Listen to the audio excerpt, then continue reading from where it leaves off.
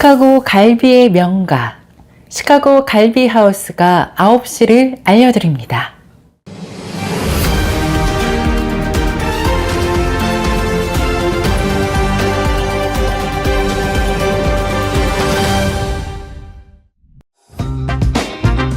이 프로그램은 가장 안전하고 탁월한 스쿨버스 회사, 새로운 커리어를 시작할 곳, 퍼스트 스튜던트 제공입니다. 여러분들의 새로운 커리어를 시작해보세요.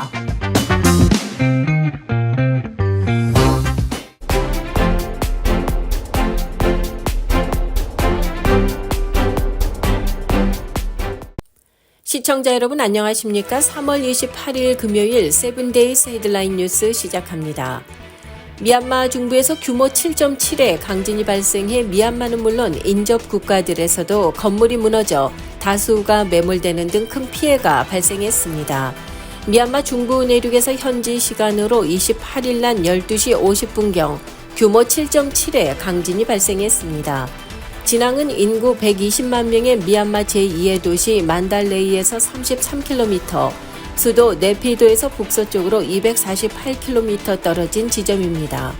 이번 지진으로 현재까지 144명이 사망했고 732명이 부상당한 것으로 알려졌으며 네피도와 만달레이 공항은 폐쇄됐습니다.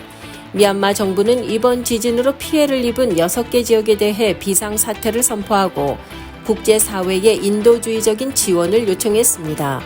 한편 지진 발생 지역과 1000여 킬로미터 떨어진 태국의 수도 방콕에서도 이번 강진의 영향으로 건설 중이던 30층 높이의 빌딩이 무너지면서 건설 노동자 117명이 매몰되고 5명이 사망했다고 태국 당국이 밝혔습니다. 친나와 태국 총리는 현재 방콕에 비상사태를 선포했습니다.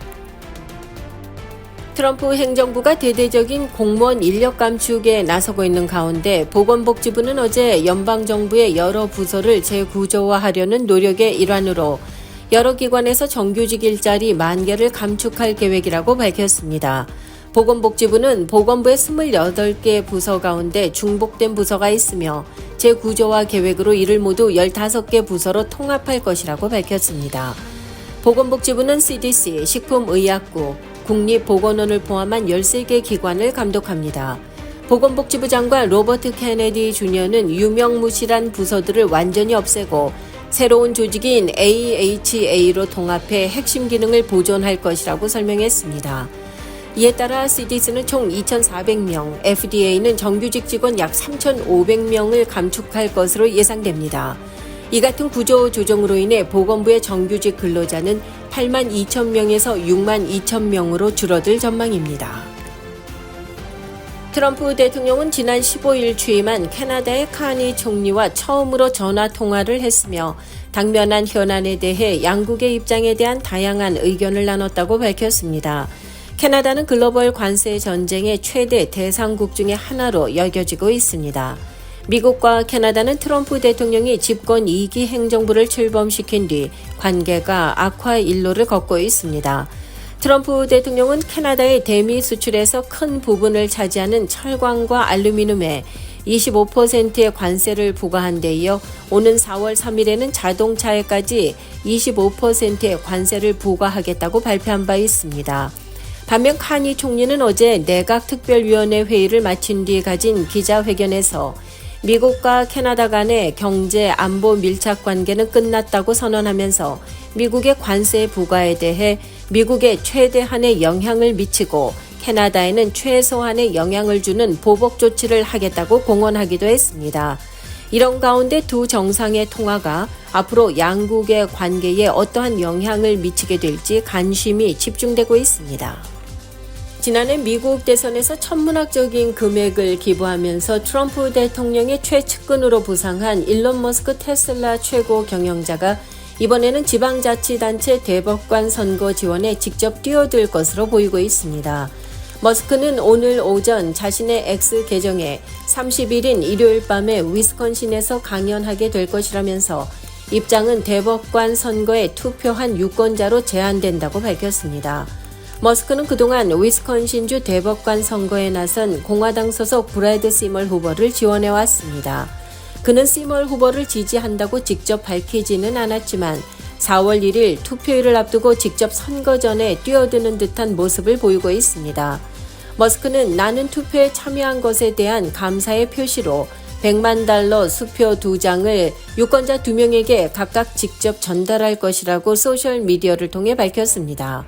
일론 머스크는 대선 당시 매일 유권자를 추첨해 $1,000,000를 지급하는 방식으로 돈 선거 논란을 불러일으키면서 이를 중단해달라는 법정 소송이 제기되기도 했지만 법원이 이를 허용한 바 있습니다.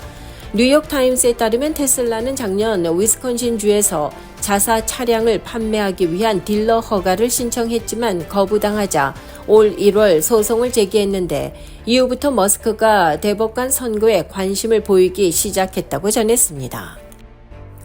10년 만에 홍역 사망 사례가 나온 미국에서 홍역 감염자 수가 계속 증가세를 보이고 있습니다.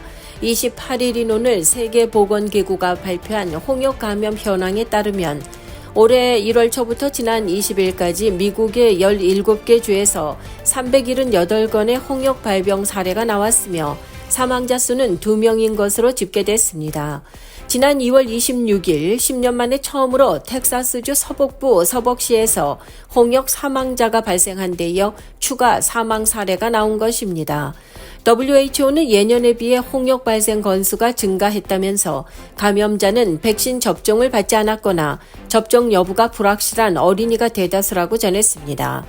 미국에서 올해 홍역이 빠르게 번진 이유 중에 하나는 홍역 백신이 자폐증과 관련이 있다는 소문 탓에 일부 지역의 학부모들이 자녀의 백신 접종을 꺼렸기 때문이라는 지적도 있습니다.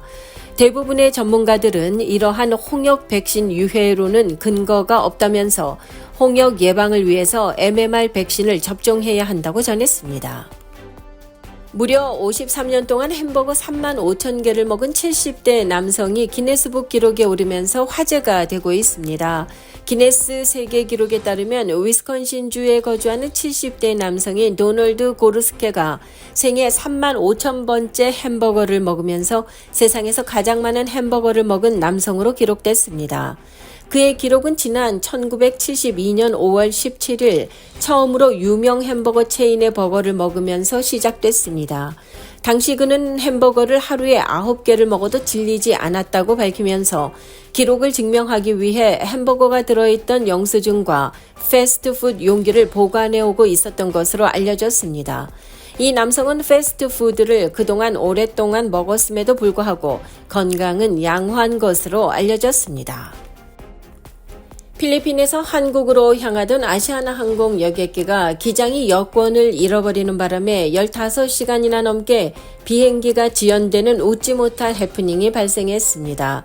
항공업계에 따르면 현지 시간 28일 오전 1시 35분경 필리핀 클라크발 인천행 여객기가 출발을 준비하던 중 기장이 여권을 분실해 출국할 수 없게 됐습니다. 이에 아시아나항공은 대체 기장을 현지에 보냈는데 이로 인해 해당 항공편의 출발은 15시간 20분이나 늦어진 것으로 알려졌습니다. 이상으로 3월 28일 금요일 7데이즈 헤드라인 뉴스를 전해드렸습니다.